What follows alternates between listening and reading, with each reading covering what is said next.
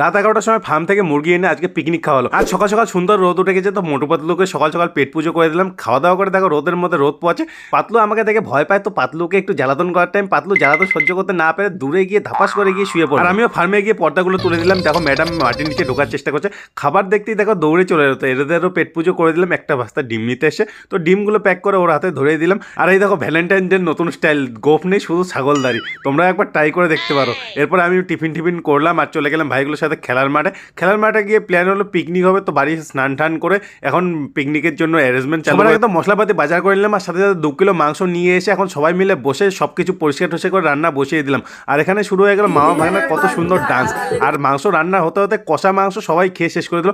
আর 11টার সময় আবার second time মাংস নিয়ে এসে এখন আবার সেকেন্ড টাইম রান্না শুরু হলো। তারপরে সবাই মিলে ভাত দিয়ে এখন পিকনিক কমপ্লিট হলো। এখন পরিষ্কার টরিষ্কার করে সবাই যে যার যার মতো বাড়ি। তো দেখা হচ্ছে নেক্সট ভিডিওতে।